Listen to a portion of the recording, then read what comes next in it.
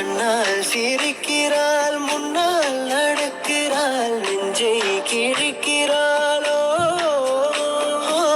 கூட்டத்தில் இருந்தும் தனியாக தெரிந்தால், தோட்டத்தில் மலர்ந்த பூவாக தெரிந்தால், என்னை ஏதோ செய்தார்.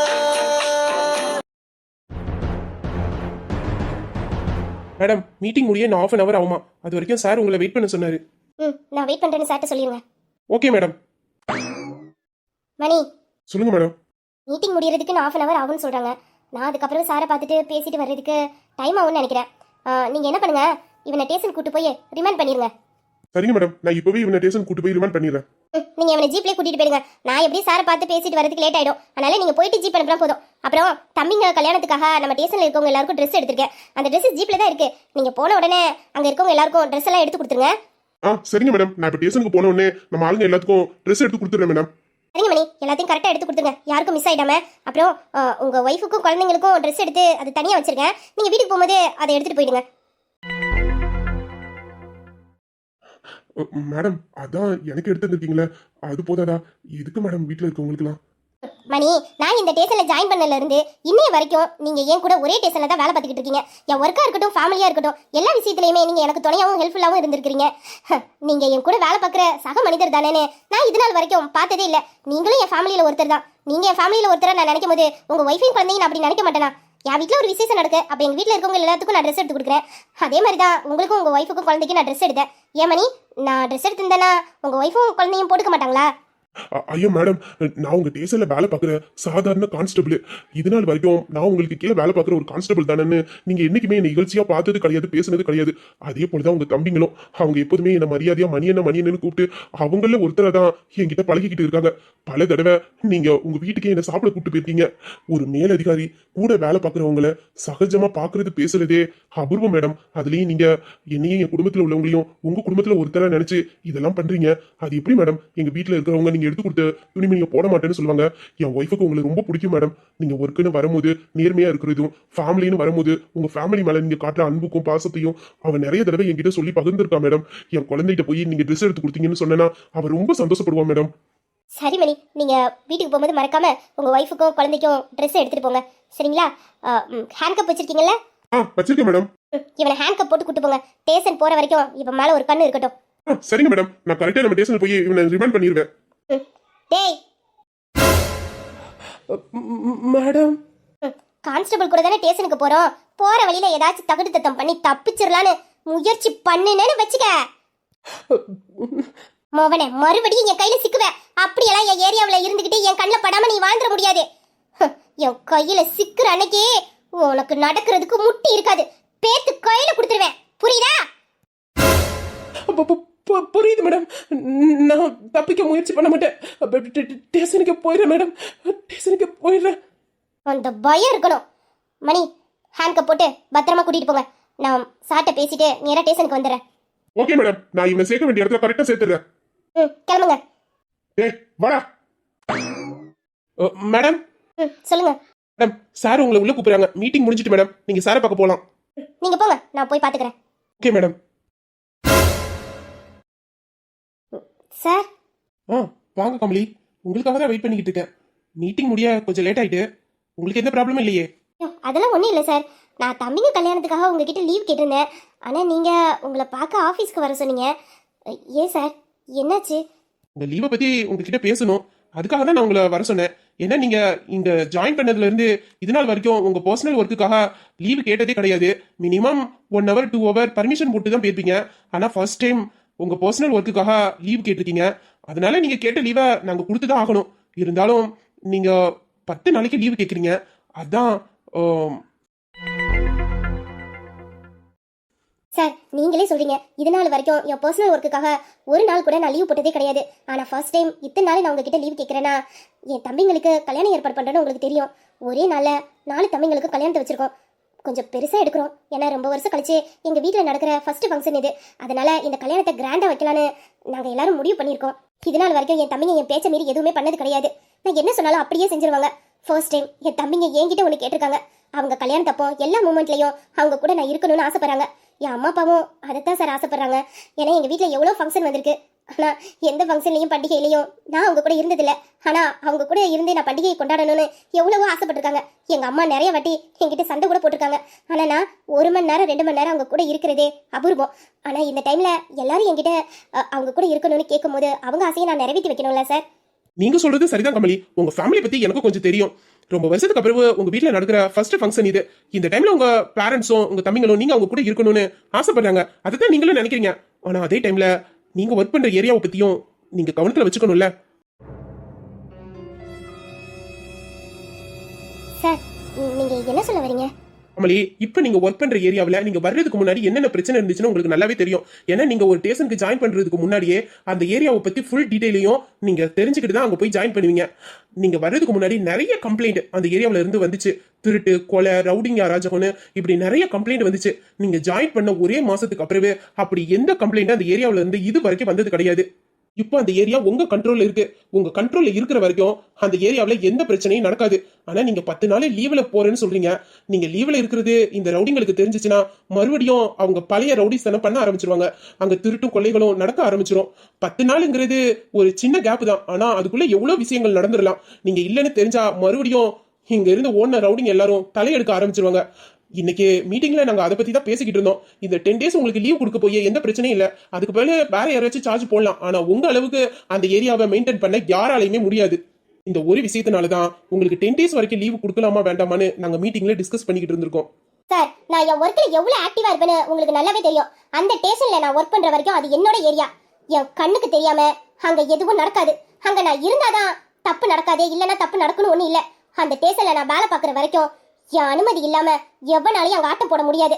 நான் இந்த 10 நாள் லீவ்ல தான் இருக்கனே தவிர மற்றபடி என்னோட டியூட்டி எப்போதுமே நடந்துகிட்டே இருக்கும் சார். நான் அதுக்கான டீம் எல்லாம் ரெடி பண்ணிட்டேன். அங்க என்ன நடந்தாலும் சரி, ஒரு துரும்பு அசைஞ்சாலும் எல்லா டீடைலும் எனக்கு வந்துடும். நீங்க அதை பத்தி கவலைப்பட வேண்டாம் சார். இப்போ அந்த ஏரியா எப்படி இருக்கோ இதே போலதான் நான் இந்த 10 நாள் லீவ்ல இருக்கும் போதும் அப்படியே இருக்கும். ஓகே கமலி, நீங்க இவ்வளவு கான்ஃபிடென்ட்டா சொல்றீங்க. இருந்தாலும் இந்த 10 டேஸ்ல நீங்க ஆன் டியூட்டில தான் இருக்கணும். எப்போ கூப்பிட்டாலும் நீங்க ஸ்டேஷனுக்கு வந்துதான் ஆகணும். நான் என் ஃபேமிலியையும் ஒர்க்கையும் தனித்தனியா பார்த்ததில்ல. என்னை பொறுத்த வரைக்கும் ரெண்டுமே எனக்கு ஒண்ணுதான். எனி டைம் நான் ரெடியாகவும் ஆக்டிவாகவும் இருப்பேன். ஓகே கமலி, நான் உங்களுக்கு லீவை சாங்ஷன் பண்றேன். நீங்க ஹாப்பியா உங்க தம்பிங்களோட மேரேஜை அட்டென்ட் பண்ணிட்டு மறுபடியும் ஸ்டேஷன்ல வந்து உங்க ஒர்க்கை பாருங்க. Okay sir. சார் நீங்க ஃபேமிலியோட என் தம்பிங்க கல்யாணத்துக்கு வரணும். கண்டிப்பா வருவேன். அதான் வீட்டில் வந்து இன்வைட் பண்ணீங்களே, அப்புறம் எப்படி வராம இருப்பேன்? ஃபேமிலியோட கண்டிப்பா வந்துருவேன். ஓகே சார், அப்ப நான் கிளம்புறேன். கமலி ஒரு நிமிஷம் சார். நான் உங்ககிட்ட பர்சனலா ஒரு கேள்வி கேட்கலாமா? கேளுங்க சார். என்ன சார் கேட்கணும்? இல்ல, உங்க தம்பிகளுக்கு கல்யாணம்னு நீங்க பத்திரிக்கை கொண்டாந்து கொடுத்தீங்க. இந்த 10 டேஸ் லீவும் உங்க தம்பிங்க கூட இந்த கல்யாணத்துல நீங்களும் கலந்துக்கணுங்கிறதுக்காக தான். ஆனா அந்த வீட்டுல மூத்த பொண்ணு நீங்க தானே. ஏன் உங்களுக்கு கல்யாணம் பண்ணி வைக்கிறதுக்கு முன்னாடி உங்க தம்பிங்களுக்கு திடீர்னு இந்த ஏற்பாடு பண்றாங்க? இல்ல எதுவும் ப்ராப்ளமா இருந்தா இல்ல பர்சனலா இருந்தா சொல்ல வேண்டாம். ஏன் கேட்குறேன்னா, நீங்க இந்த ஏரியாவுக்கு வந்ததுக்கு அப்புறம் எவ்வளவு நல்ல விஷயம் நடந்திருக்கு. உங்க கேரக்டரை பத்தி எனக்கு நல்லாவே தெரியும். நீங்க ஒர்க்ல மட்டும் இல்ல ஃபேமிலிலையும் ஆக்டிவா இருக்கிற ஒரு ஆளு. அப்படி இருக்கும்போது உங்க ஃபேமிலியில உள்ளவங்க உங்க மேல நிறைய அன்பு வச்சிருப்பாங்கல்ல. ஏன்னா உங்களை மாதிரி திறமையான பொண்ணு, வீட்டையும் ஒர்க்கையும் சரிசமமா பாக்குற ஒரு நல்ல டேலண்டான பர்சனை யாரும் அந்த அளவுக்கு பார்த்துருக்க மாட்டாங்க. ஆனா ஏன் உங்க வீட்டுல உங்களுக்கு ஃபர்ஸ்ட் மேரேஜ் பண்ணி வைக்கணும்னு நினைக்கல? உங்க பேரண்ட்ஸுக்கு தோணலையா? இல்ல உங்களுக்கு மேரேஜ் பண்ணிக்கணும்னு எந்த விருப்பமும் இல்லையா? என்கிட்ட நீங்க சொல்லணும்னா சொல்லலாம். நான் இப்போ உங்களோட மேலதிகாரியா கேட்கல. உங்களுக்கு நல்ல தெரிஞ்ச ஒரு பர்சனா அப்படிதான் நான் கேட்கிறேன். அப்படி நினைச்சு நீங்க சொல்றதா இருந்தா சொல்லலாம். சார் நீங்க கேட்கறதுல எந்த தப்பு இல்லை சார். நீங்க என் மேல இருக்கிற அக்கறையில தானே கேட்குறீங்க. இதுல நான் பதில் சொல்ல போய் எனக்கு எந்த கஷ்டமும் இல்லை சார். என் தம்பிங்க மேரேஜுக்கு நான் இன்வைட் பண்ண போற எல்லா பர்சனும் என்னை பார்த்து கேட்குற சேம் கொஸ்டின் தான் நீங்களும் என்கிட்ட கேட்குறீங்க. சார் எனக்கு மேரேஜில் எந்த அளவுக்கு இன்ட்ரெஸ்ட் இருக்குன்னு எனக்கு தெரியல. ஆனால் என்னை பொறுத்த வரைக்கும் என் ஃபேமிலி தான் எல்லாமே. என் ஃபேமிலியை விட என் மேலே அன்பு காட்டுறதுக்கு இந்த உலகத்தில் புதுசாக யாரும் பிறந்திருக்க மாட்டாங்கன்னு நான் நினைக்கிறேன். நான் என் ஒர்க்கில் எந்த அளவுக்கு வெறித்தனமாக செயல்படணும் அதே மாதிரி தான் சார் என் ஃபேமிலி மேலே நான் வச்சிருக்க அன்பும். என் வீட்டை பொறுத்த வரைக்கும் என் பேச்சுக்கு யாருமே மறுப்பு சொன்னதே கிடையாது. அது அதிகாரத்தினால இல்லை, அவங்க என் மேலே காட்டுற அன்புனால. என் வீட்டில் இருக்கிறவங்க ஒவ்வொரு பர்சனும் என் மேலே எந்த அளவுக்கு அன்பாக இருக்காங்க, என்னை எந்த அளவுக்கு நேசிக்கிறாங்கன்னு எனக்கு தெரியும். இதை இன்னொரு பர்சன் கூட என்னால் பகிர்ந்துக்கவும் முடியாது. அதே மாதிரி என் வீட்டில் இருக்கவங்க என் மேலே காட்டுற பாசத்தை மாதிரி யாரும் என் மேலே காட்ட முடியாது சார். அவங்க என்னை புரிஞ்சுக்கிறாங்க, என்னை நேசிக்கிறாங்க. ஆனால் இதே மாதிரி எல்லாரும் இருப்பாங்கன்னு நம்ம நினைக்க முடியாதுல்ல சார். என்னால அந்த ஃபேமிலியில எந்த விரிசலும் வந்துடக்கூடாது. இப்போ கூட இந்த மேரேஜ் என்னோட கட்டாயத்தின் பேர்ல தான் நடக்குதே தவிர என் தம்பிங்களோட விருப்பத்தோட நடக்கல. நான் சொன்னேங்கிற ஒரே காரணத்தினால தான் இந்த கல்யாண ஏற்பாடு எங்க வீட்டில் நடக்குது. அப்படின்னா உங்களுக்குன்னு தனிப்பட்ட விருப்பம், குடும்பம், குழந்தைங்கன்னு எந்த ஆசையுமே கிடையாதா? ஃபேமிலியோட எல்லாரும் இருக்கணும்னு ஆசைப்படுறது சரிதான். ஆனா பொண்ணா இருந்தாலும் பையனா இருந்தாலும் ஒரு கட்டத்துக்கு அப்புறமே அவங்களுக்குன்னு ஒரு லைஃப், அவங்களுக்குன்னு ஒரு குடும்பத்தை அமைச்சு தானே ஆகணும். அதுதானே உலக நியதி. கரெக்ட் தான் சார் நீங்க சொல்றது. ஆணா இருந்தாலும் பெண்ணா இருந்தாலும் ஒரு கட்டத்துக்கு அப்புறம் பேரண்ட்ஸ் கூட இருக்க முடியாதுல்ல. அவங்களுக்குன்னு ஒரு லைஃப் அமைச்சுக்கிட்டு அவங்க வாழ்ந்து தானே ஆகணும். என்னைக்கா இருந்தாலும் அவங்களுக்கு கல்யாணம்னு ஒன்று நடக்கணும், குழந்தைங்க, குடும்பம்னு அவங்க வாழ்ந்து தானே ஆகணும். ஆனா சார், மற்றவங்க எப்படின்னு தெரியாது. ஆனால் என்னை பொறுத்த வரைக்கும் என்னோட சந்தோஷம், குடும்பம், ஆசை எல்லாமே என் ஃபேமிலி மட்டும்தான். என் பேரண்ட்ஸ் எனக்கு கல்யாணம் பண்ணி வச்சு எனக்குன்னு ஒரு குடும்பத்தை அமைச்சு கொடுக்கணும்னு நினைக்கிறாங்க. ஆனால் என்னை பொறுத்த வரைக்கும் அதுதான் என்னோட குடும்பம்னு அவங்களுக்கு தெரியல. எனக்கு குழந்தைங்க ஆசைங்க இருக்கதான் செய்யுது. அதுக்கு பதில் தான் என் தம்பிங்க இருக்காங்களே, எனக்கு அது போதும் சார். அவங்க இன்னமும் என் அக்காவை பார்த்ததை விட அம்மாவா பார்த்தது தான் சார் அதிகம். எனக்கு இந்த பாசம் பிடிச்சிருக்கு. இதுக்கு மேல ஆசை, சந்தோஷம், எனக்கான ஒரு விருப்பம்னு நான் எதையுமே எனக்குன்னு எதையுமே யோசிச்சது கிடையாது. என் தம்பிக்கு எங்களுக்கு நிகரா நான் எதையுமே வச்சு பார்த்ததே கிடையாது. சொல்லப்போனா என் தம்பிங்க என் மேல காட்டுற பாசத்துக்கும் என் குடும்பத்துல என் பேரண்ட்ஸ் என் மேல வச்சிருக்க அந்த அன்புக்கும் யாரும் இணையா புதுசா என் வாழ்க்கையில வரப்போறது இல்லை சார். அதனால இப்போதைக்கு என் மேரேஜை பத்தி நான் எதுவுமே யோசிக்கல. இதுக்கப்புறமே யோசிப்பேனா மாட்டேனான்னு தெரியல சார். இப்போ என் தம்பிங்க அவங்க பிடிச்ச பொண்ணை கல்யாணம் பண்ணிக்கிட்டு அவங்க நேசிச்ச பொண்ணு கூட சந்தோஷமா வாழணும், அதை நான் பார்க்கணும். அது மட்டும்தான் சார் இப்போ என்னோட ஆசையே. சார், இதுக்கப்புறமும் ஏதாச்சும் தெரிஞ்சுக்கணுமா? இல்ல கமலி, அதான் நீங்க எல்லா விஷயத்தையும் பட்டு பட்டுன்னு சொல்லிட்டீங்களே. எனக்கு தெரிஞ்சு உங்களுக்கு அந்த குடும்பம் கிடைச்சதை நினைச்சு நீங்க சந்தோஷப்படுறீங்களோ இல்லையோ, ஆனா அந்த குடும்பம் உங்களை பொண்ணை அடைகிறதுக்கும் அக்காவா உங்க தம்பிங்க அடைகிறதுக்கும் ரொம்ப கொடுத்து வச்சிருக்கணும். All the best Kamali. ஜாலியா லீவை என்ஜாய் பண்ணுங்க. மேரேஜ் நல்லபடியாக அட்டன் பண்ணுங்க. கண்டிப்பா நான் ஃபேமிலியோட மேரேஜுக்கு வந்துடுறேன். ஹாப்பியா இருங்க. உங்க லைஃப் கண்டிப்பா மாறும்னு நான் நினைக்கிறேன். All the best. Thank you sir. நீங்கள் என் மேலே எடுத்துக்கிட்ட கேருக்கு கண்டிப்பாக கல்யாணத்துக்கு வந்துடுங்க ஃபேமிலியோட. வரேன் சார்.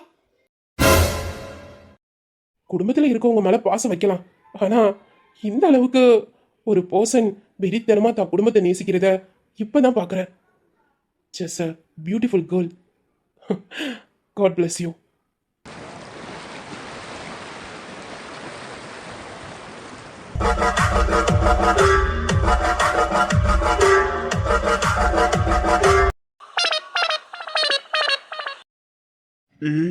உள்ள நிலவரம் எப்படி இருக்கும்? நமக்கு தர்மடி கொடுக்க குடும்பமே காத்துக்கிட்டு இருப்பாங்கன்னு நினைக்கிறேன்.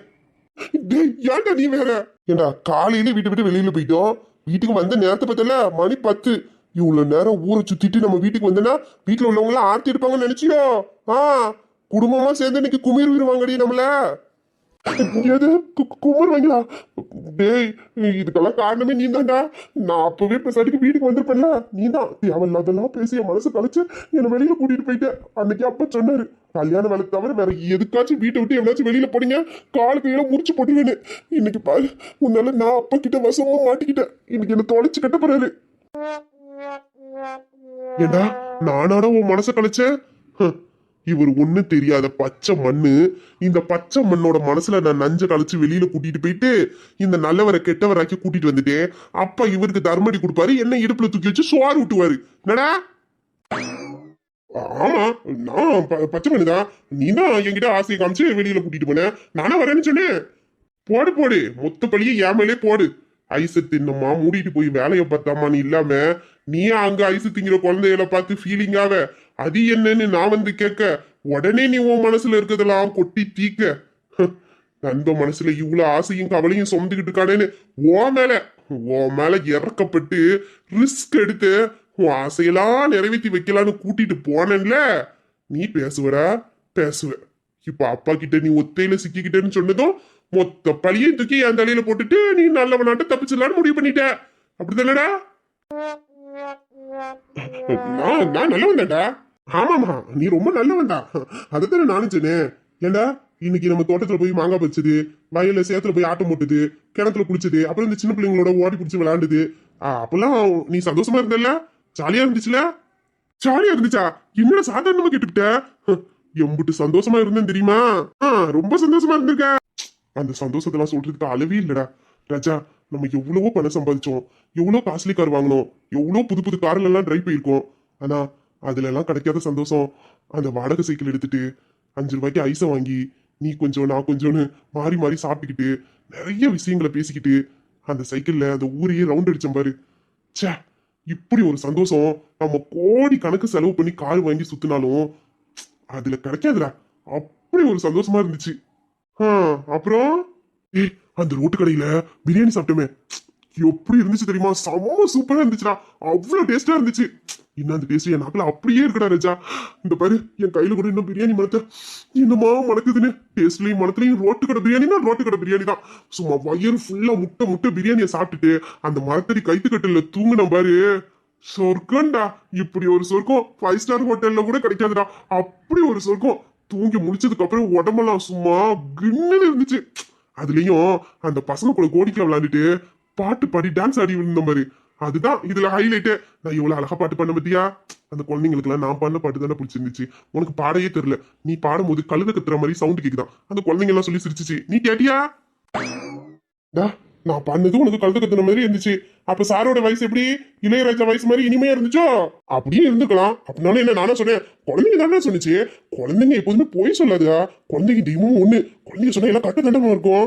அப்படியா? குழந்தைங்க தெய்வமும் ஒண்ணா? அப்ப குழந்தைங்க சொன்னா சரியா தாண்டா இருக்கும். நான் கழுதுதான், ஆனா இந்த கழுதைக்கு அறிவுன்னு ஒண்ணு இல்லைல்ல. அதனால உள்ள போய் அப்பாவை என்னால சமாளிக்க முடியாது. உனக்கு தான் அறிவு அப்படியே வலிஞ்சு ஓடுது இல்ல, நீனே உள்ள போய் சமாளிச்சுக்க என்ன.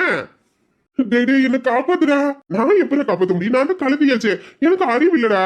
அறிவு இருந்தா நான் உன்னை காப்பாத்திருப்பேன். நானே ஒரு முட்டாளு கழுத. நான் பேசுறது பாடுறது எல்லாமே கழுத மாதிரி தான் இருக்கும். நான் கழுத கணக்க கத்துறேன்டா. அதனால நீனே போய் சமாளிச்சுக்க. போ உள்ள போ. எல்லாரும் உனக்காக காத்துக்கிட்டு இருக்காங்க. நீயே போய் சமாளிச்சுக்க. அடி தானே, நான் 4 அடி வாங்கிக்கிருவேன். இந்த வீட்டுல மூத்தவன் நீ தானே. உனக்கு அடி மட்டும் இல்ல, இன்னும் பெசல நிறைய காத்துக்கிட்டு இருக்கோம். அப்பா வச்சிருப்பாரு. வீட்டுக்கு மூத்தவனே இவ்வளவு லட்சணத்துல இருந்தேன்னா கூட இருக்கவனும் எல்லாம் எப்படி இருப்பானுவோம் அப்படின்னு சொல்லி உன்னதான் டாக்டரா கிளிப்பாருப்பா. போ நீ முதல்ல வாங்கிக்க. நான் 2 அடி தானே, பரவாயில்ல, நான் வாங்கிட்டு போறேன். என்ன இப்படி சொல்றான்? அப்படின்னா மூத்தவனா இருந்தா எல்லாம் அதிகமா கிடைக்குமோ? அன்புதான் அதிகமா கிடைக்கும்னா அடியும் திட்டும்லையா நிறைய கிடைக்கும் போல இருக்கு. ஈவன் தப்பிச்சிருவோம் போல இருக்கு. டேய் ராஜா, அப்படிலாம் சொல்லக்கூடாதுடா. இல்லடா, நான் இப்ப கழுதையால ஒண்ணும் பண்ண முடியாது. கழுதையால உன்னை காப்பாத்த முடியாது. உன்னை நீ தான் காப்பாத்திக்கணும். போ. என்னடா சும்மா சும்மா கழுத நீ இவ்வளவு பேசிக்கிட்டு இருக்க? ஏன், அதுவும் ஒரு உயிருள்ள ஜீவன் தானே. மனுஷன மாதிரியே உழைக்கிற ஒரு மிருகம்னா அது கழுதுதான். ஏன், நிறைய பேர் வீட்டுல என்ன பாரு யோகம் வரும்னு கழுதையோட போட்டோ தானே ஒட்டி வச்சு பாக்குறாங்க. என்ன புலி சிங்கம் கரடியோட போட்டோ ஒட்டி வச்சிருக்காங்க. அது மட்டுமா, கிராமத்துல எல்லாம் மழை பெய்யலன்னா அந்த காலத்துல கழுதைக்கு கல்யாணம் பண்ணி வைப்பாங்களாண்டா. கல்யாணம் பண்ணி வச்சா உடனே மழை வந்துருமா. பாரு, நம்ம விஞ்ஞானம் எவ்வளவோ முன்னேறி இருந்தாலும் 2 கழுதைக்கு கல்யாணம் பண்ணி வச்சா மழை வந்துருது. இப்படி எவ்வளவு நல்ல நல்ல விஷயம்லாம் இருக்கு. அதை விட்டுட்டு ஏதோ ஒரு சின்ன விஷயத்தை போட்டு பிடிச்சிக்கிட்டு கழுதையை ஒரு இகழ்வா பேசிக்கிட்டு இருக்க. அப்படிலாம் பேசாதடா. எனக்கு கஷ்டமா இருக்குல்ல கழுதையை பத்தி பேசும்போது. அது ஒரு நல்ல உயிர் ஜீவன்டா. அப்படிலாம் அது தப்பா நினைச்சுக்காத. கொஞ்ச நேரத்துக்கு முன்னாடி நான் பாடுனாலே கழுத மாதிரி இருக்குன்னு என்ன நோஸ் கட் பண்ணிட்டு, இப்ப அப்பா கிட்ட ஒத்தையில சிக்க போறேன்னு தெரிஞ்சதும் கழுத உங்களுக்கு அறிவு ஜீவன் ஆயிட்டு. அது எப்படி கழுதையை பத்தி பேசுனா சாருக்கு கஷ்டமா இருக்கும். டேய், நீ யாரு, எப்படியாப்பட்டவன், என்ன ஏதுன்னு உன் நிலையெல்லாம் இருக்கிற எனக்கு அச்சு பசங்காம தெரியும்டா. என்கிட்ட இந்த உருட்டெல்லாம் உருட்டாத. என்ன அப்பா கிட்ட இருந்து காப்பாத்திக்க எனக்கு தெரியும். நல்லவரே, உத்தமரே, உத்தம ரத்தினமே, நீங்க எப்படி அப்பா கிட்ட சிக்காம தப்பிக்கிறீங்கன்னு மட்டும் பாருங்க. எங்களுக்கு தொம்பி பிடிக்காதிய. முத்தடியா நமக்கு கொடுத்துருவாங்களோ? இவன் தப்பிச்சிருவானோ? டே ராஜா, என்னடா எவ்வளவு நேரத்துக்கு தான் நம்ம இப்படி வெளியிலே நிக்க முடியும்? அதான் அப்பா கிட்ட மாட்டிக்கிட்டோமே. இதுக்கப்புறம் என்ன பண்ண முடியும்? அப்ப கொடுக்கறத வாங்கித்தான் ஆகணும். அதனால நீ உள்ள போட. நான் போறது இருக்கட்டும். ஏன் நீ உள்ள வரல? நான் வருவேன்டா. அது ஐயோ மறந்தே போயிட்டேன்டா. கல்யாணத்துக்கு ஒரு முக்கியமான ஒருத்தரை இன்வைட் பண்ண வேண்டியது இருந்துச்சு. காலையில போகணும்னு நினைச்சேன்டா. அப்புறம் அங்க எங்கன்னு நம்ம சுத்த போயிட்டோமா, அதுல நான் மறந்துட்டேன்டா. நீ என்ன பண்ணு, முதல்ல நீ உள்ள போய் அப்பா கிட்ட பேசிக்கிட்டு நான் போயிட்டு அவரை கல்யாணத்துக்கு இன்வைட் பண்ணிட்டு உடனே வந்துடுறேன். ஒரு 10 செகண்ட்ரா, இப்போ வந்துடுவேன். நீ அது வரைக்கும் எதுக்கு எங்கேயே நின்றுக்கிட்டு இருக்க? நீ போடா, அப்பா கிட்ட பேசிக்கிட்டு நான் இன்வைட் பண்ணிட்டு இப்போ வந்துடுறேன். நைட்டு 10 மணிக்கு கல்யாணத்துக்கு இன்வைட் பண்ண போற, இதை நான் நம்பணும். ஏய் ஏன்டா என்ன நம்ப மாட்டியா? உண்மைக்குமே நான் கல்யாணத்துக்கு இன்வைட் பண்ணதானே போறேன். மறந்துட்டேன்டா. இப்பதான் ஞாபகம் வந்துச்சு. அதான் போறேன்னு சொன்னேன். மணி 10 மணியா இருந்தானே 12 மணியா இருந்தானே. அப்பா என்ன சொன்னாரு? கல்யாணத்துக்கு நமக்கு தெரிஞ்சவங்க எல்லாரையும் கண்டிப்பா இன்வைட் பண்ணணும்னு சொன்னார்ல. நாளைக்கு வேற நலுங்கு ஃபங்க்ஷன். நம்மளால வெளியில போக முடியாதுடா. போன்ல சொல்லலான்னு பார்த்தா ரொம்ப நெருக்கமானவர்டா. ரொம்ப தெரிஞ்சவரு. அவர்கிட்ட போய் போன்ல சொன்னா அவர் என்ன நினைப்பாரு? அதனால நான் போய் நேர்ல போய் ஒரு எட்டு சொல்லிட்டு வந்துடுனே. ஓ இப்படி அர்த்த ராத்திரில ஒரு வீட்டுக்கு போய் கதவை தட்டி கல்யாணத்துக்கு வாங்கன்னு இன்வைட் பண்ணா நீ கூப்பிட்டவரு கோவப்பட மாட்டாரு. அதுவே நீ போன் பண்ணி கல்யாணத்துக்கு வாங்கன்னு இன்வைட் பண்ணனா அவங்கள கோவப்பட்டுருவாரு. என்னடா இது வித்தியாசமான ஒரு மனுஷனா இருக்காரு. அந்த மனுஷனை நானும் பார்க்கணுமே. எங்க வா நம்ம 2 பேரும் சேர்ந்தே போய் இன்வைட் பண்ணிட்டு வருவோம். அதுல ஒண்ணு வேண்டாம். இல்லடா நான் இன்னைக்கு அவரை பார்த்தே ஆகணும். இத்தனை வருஷம் நான் உன் கூட இருக்கேன். இப்படி ஒரு வித்தியாசமான மனுஷன் கூட நீ பழகுறேன்னு எனக்கு தெரியல. அதுவும் நெருக்கமானவர்னு சொல்ற. அந்த நெருக்கமானவரை நான் இன்னைக்கு பார்த்தே ஆகணும்ல. வா 2 பேரும் போவோம். அவருக்கு உன்னை தெரியாது. அதனால அவர் உன்னை பார்க்க மாட்டாரு. என்ன மட்டும் தான் பார்ப்பாரு. அதனால நான் மட்டும் தான் போவேன். நீ உள்ள போ. உள்ள போட. இன்னும் நீ என்ன பைத்தியக்காரனாவே நினைச்சுக்கிட்டு இருக்க அப்படித்தானே? ஐயோ எந்த பாலை போட்டாலும் நோ பால் ஆக்கிடுறானே. இப்ப எப்படி தப்பிக்க? அண்ணீங்களா இன்னும் நீங்க உள்ள போலையா? சே பெரிய சம்பவம் உள்ள நடந்துகிட்டு இருக்குன்னு பாக்குறதுக்கு ஆவலா ஓடியாந்தனே. மிஸ் ஆயிட்ட. என்ன ரொம்ப குஷியா இருக்க போல? அண்ணையா கல்யாண வீடுனா எப்போது கலகலப்பாதான் இருக்கணும்னு ஒண்ணு இல்ல. அங்க இப்படி அடிக்கடி சண்டையும் நடக்கணும். அப்பதானே நம்ம வீட்டு கல்யாணத்தை பாக்குறவங்களுக்கு ஒரு இன்ட்ரெஸ்டாவும் என்டர்டைன்மெண்டாவும் இருக்கும். ஏண்டா நீ என்டர்டைன்மெண்ட் பண்றதுக்கு நாங்க அப்பா கிட்ட போய் அடி வாங்கணுமா? நான் என்டர்டைன்மெண்ட் பண்றதுக்கு நானா போய் தலையை கொடுக்க முடியும்? நீங்க தான் கொடுக்கணும். சுத்தினீங்களே காலையில இருந்து நைட்டு வரைக்கும் ஊர் சுத்தினீங்களே போய் கொடுங்க. பத்தியடா நேரம் பார்த்து நம்மளை எப்படி வாடுறான்னு. அதுவும் இல்ல ஆடு வந்து வாண்டடியா மாட்டுது. இன்னைக்கு அடிச்சு கறி விருந்து வச்சிருவோம். என்ன கோபுரதேசங்களா அங்க என்ன குசு குசுன்னு பேசிக்கிறீங்க? அது நடக்கும் போது உனக்கே தெரியும். இதுக்கப்புறம் எங்க 2 பேரும் நடக்க போறீங்க? அதான் கொஞ்ச நேரத்துல அப்பா உங்க காலை முடிச்சு வீல் சேர்ல உட்கார வச்சிருவாரு. என்ன கல்யாணத்தை வச்சுக்கிட்டு இப்படி 2 பேரும் வீல் சேர்ல இருக்க போறீங்கன்னு நினைக்கும் போதுதான் இந்த தம்பிக்கு மனசெல்லாம் கொஞ்சம் ரணமா இருக்குது. என்ன பண்றது? ஊரை சுத்தியாச்சு. தண்டனையை வாங்கித்தானே ஆகணும். தலையெழுத்தை யாரால மாத்த முடியும்? நீங்க வீல் சேர்ல இருந்துகிட்டு தான் தாலி கட்டணும்னு விதி இருந்துச்சுன்னா அதை யாராலையும் மாத்த முடியாது. இருக்கிற கடுப்புல இவ வேற இன்னும் கொஞ்ச நேரம் பேசிக்கிட்டு இருந்தா வாயிலே ஒரு குத்து விட்டுருவோம் பாத்துக்க. டேய் அவசரப்படாதடா. தம்பிய பொறுமையா வச்சு செய்யலாம். எங்க போயிட போறான்? நம்ம பயம் இல்ல, நம்ம கூட தானே இருக்க போறான். பாத்துக்கலாம் விடு. என்ன அப்பத்துல இருந்து 2 பேரும் வாய்ப்புலயே முடங்கிட்டு இருக்கீங்க? ஓ அப்பா கிட்ட மாட்டிக்க போறமே. இப்ப நம்மளை காப்பாத்த யாருமே இல்லைன்னு உள்ளுக்குள்ள கதறிய. அந்த கதறல் சத்தம் என் காதுல கேக்குது. ஃபீல் பண்ணாதீங்கன்னு. இந்த தம்பி இருக்கும்போது நீங்க ஏன் ஃபீல் பண்றீங்க? நான் இல்ல உங்களுக்கு. நான் காப்பாத்துறப்பட்டிருங்க உங்களை. இப்பதான் அங்க வாங்கிட்டு வந்தான். மறுபடியும் இங்க வந்து வாங்குறதுக்கு ரெடி ஆயிட்டான். ஷப்பா இவ வாயாலதான் இவனுக்கு கேடு. எத்தனை தடவை பட்டாலும் திருந்தவே மாட்டேங்கிறான். எப்படி வாண்டடியா போய் மாட்டுது பாரு. இப்படி ஒரு தம்பிய கூட வச்சுக்கிட்டு என் அண்ணங்க 2 பேரும் கலங்குனா அதுக்கு என்னால தாங்கிக்க முடியுமா? தம்பி உடையான் படைக்கஞ்சான்னு தம்பிய வச்சு ஒரு பழமொழியே இருக்கு. நீங்க கேள்விப்பட்டிருக்கீங்கல்ல? இல்ல கேள்விப்பட்டதில்ல. அதான் இல்லைன்னு சொல்றானே. அது தெரியலனா பரவாயில்லனே. அது ரொம்ப பழைய மொழியில. அதான் உங்களுக்கு தெரிய வாய்ப்பு இல்ல. இப்ப ட்ரெண்டா நான் ஒண்ணு கண்டுபிடிச்சிருக்கேன். ஒரு சூப்பர் பஞ்ச். இந்த பஞ்ச வச்சு அப்பா கிட்ட இருந்து உங்களை எப்படி காப்பாத்துறேன்னு மட்டும் பாருங்களேன். சப்போ கிறுக்காக்குறானே. இந்த பாண்டியோட பஞ்ச கேட்டா போதும் உங்க ப்ராப்ளம்லாம் சும்மா பஞ்சு பஞ்சுன்னு பறந்துரும். காதல்ல இல்லாத சண்டையும் இல்ல. இந்த பாண்டி போட்ட பிளான் எப்போதும் தப்புனதா சரித்திரமே இல்ல. எப்படி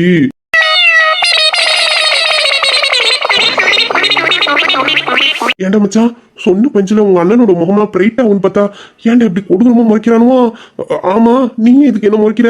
நல்ல பஞ்சு தானடா சொன்னேன். ஒழுங்கு மரியாதையா வாயை மூடிட்டு நின்று. இல்லன்னு வச்சுக்கீங்க உடம்பு பூரா பஞ்சர் போட்டுருவேன். பஞ்சரு ஒரு பஞ்சு சொன்னது குத்தமா?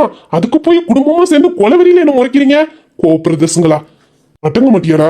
பின்ன நீனே உங்க அப்பா கிட்ட இருந்து அண்ணனோட காப்பாத்துற பாக்குறேன். ஏன் நான் காப்பாத்த மாட்டேனா? எனக்கு தெரியும் என் அண்ணனோட காப்பாத்துறதுக்கு. நீ அப்படியே மூடிக்கிட்டு நில்லு. டேய் டேய் நீ முதல்ல உங்க அப்பா பக்கத்துல போய் நில்லுடா. அதுக்கப்புறம் நொண்ணைங்களை காப்பாத்திக்கலாம். முன்னாலே உங்க அப்பா கிட்ட போய் தைரியமா பேச முடியல ஓடி ஒளியிற. இதுல போய் நீ உங்க அப்பா கிட்ட பேசி உங்க அண்ணங்களை காப்பாத்த போற. ஏய் சாம்ராயி ஓகே அனைத்தையுமே மூடிவிட்டேன். இதுக்கப்புறம் நீனாச்சும் உன் நொண்ணங்களாச்சு. ஷப்பா இதை சொல்லியே இனிமேல் தினமும் மறட்டுவோம் போல இருக்க. அண்ணே இவன் இப்படிதான் லூஸ் மாதிரி பேசிக்கிட்டு இருப்பான். அதுல நீங்க கண்டுக்காதீங்கண்ணே. உள்ள போங்கண்ணே. எவ்வளவு நேரத்துக்கு நீங்க வெளியிலே நிப்பீங்க? அப்பாவுக்கு இப்போ உங்க மேல இருக்கிறது வெறும் கோவம் தான். நேராக நேராக அப்பாவுக்கு இருக்கிற கோவம் பயமா மாறிடும். காலையில வெளியில போன பசங்க என்ன ஆனாங்க என்ன ஏதுன்னு கவலைப்பட ஆரம்பிச்சிருவாரு. அதுக்கு உள்ள போய் என்ன ஏதுன்னு பேசி சமாளிச்சுக்கலாம். நீங்க போங்கண்ணே உள்ள. அதுக்கு இல்லடா அப்பா கோபத்துல எங்களை அடிச்சாலும் திட்டினாலும் பிரச்சனை இல்ல. ஆனா பேசாம இருந்துட்டா அதான்டா எங்களால தாங்கிக்க முடியாது. அதான் உள்ள போக கொஞ்சம் யோசனையா இருக்கு. அப்பாவோட பேச்சையும் மீறி நாங்க வெளியில போயிருக்கோம். வீட்டுக்கு வர நேரம்னு தெரிஞ்சும் ஒரு ஃபோன் அடிச்சு அப்பா கிட்ட இன்ஃபார்ம் பண்ணியிருக்கணும். நாங்க இப்படி எதுவுமே பண்ணவே இல்லை. எங்க போனை வேற சுவிட்ச் ஆஃப் பண்ணி வச்சுட்டோம். இப்போ நாங்க உள்ள போனதும் அப்பா எங்களை பார்த்து திட்டிட்டா அவருக்கு எங்க மேல எந்த கோபமும் இல்லைன்னு அர்த்தம். ஒருவேளை திட்டாம அமைதியா இருந்துட்டா நாங்களே அப்பாவை கஷ்டப்படுத்துற மாதிரி ஆயிடும்ல. அப்புறம் அப்பா எங்ககிட்ட பேச மாட்டாரு. அவர்கிட்ட பேசாம எங்களால ஒரு நாள் கூட இருக்க முடியாது.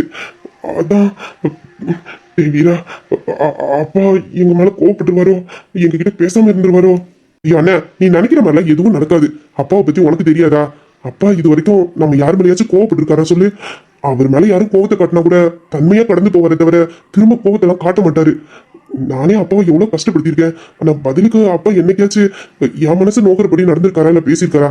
அப்படி இருக்கும்போது இது ஒரு சின்ன விஷயம். இதுக்கு போய் உங்க மேல எதுக்கு கோவப்பட போறாரு? அதெல்லாம் கோவப்பட மாட்டாருன்னு. அப்படியே கோவப்பட்டாலும் எப்படியாச்சும் பேசி சமாளிச்சிடலாம். அது செல்லமா தான் உங்க மேல கோவமா போயிருப்பாரு தவிர மத்தபடி மனசுக்குள்ள வச்சுக்கிட்டு பேசாமலாம் இருக்க மாட்டாருண்ணே. அப்பா பாத்துக்கலானே, நீங்க உள்ள போங்கண்ணே. நீ சொல்றது சரிதான்டா. இதுக்கப்புறமா வீட்டுக்குள்ள போனா அப்பாவுக்கு எங்க மேல இருக்கிற கோவம் போய் எங்களை காணுன்னு பதட்டப்பட ஆரம்பிச்சிருவாரு.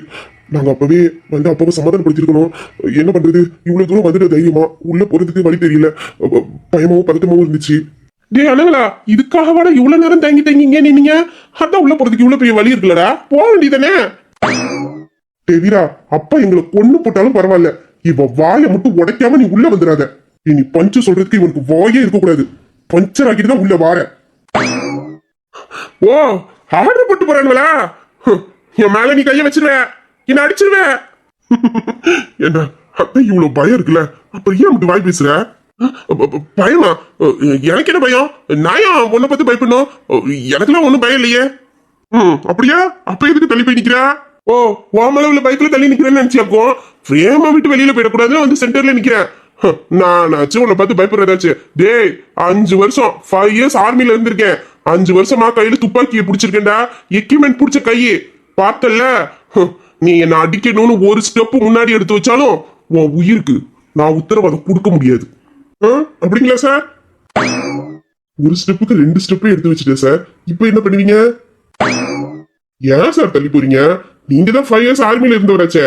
துப்பாக்கி எல்லாம் கையில பிடிச்சிருக்கீங்க, எதுக்கு இப்படி ஓடுறீங்க? டைம் 10:30, என்னோட டின்னர் டைம். டே முழுக்க உக்கிரமாவே இருக்க வேண்டிய இந்த பாண்டி சாந்தமாகிற டைம் இது. அதை தெரிஞ்சுக்கிட்டு தானே நீ என்கிட்ட சண்டைக்கு வான்னு கூப்பிடுற. இந்த டைம்ல இந்த பாண்டி அன்னத்துல கைய வைப்பானே தவிர எவனோட கண்ணத்திலையும் கை வைக்க மாட்டான். உன்னோட குட் லக், இன்னைக்கு என்கிட்ட இருந்து நீ அடி வாங்காம தப்பிச்சுட்ட. ஆனா இதே போல டெய்லியும் இருப்பேன்னு மட்டும் கனவு காணாத. டெய்ல பாக்குற பாண்டி வேற, நைட்ல பாக்குற பாண்டி வேற. You code it? கொய்யால போட பாட்டுப்பா.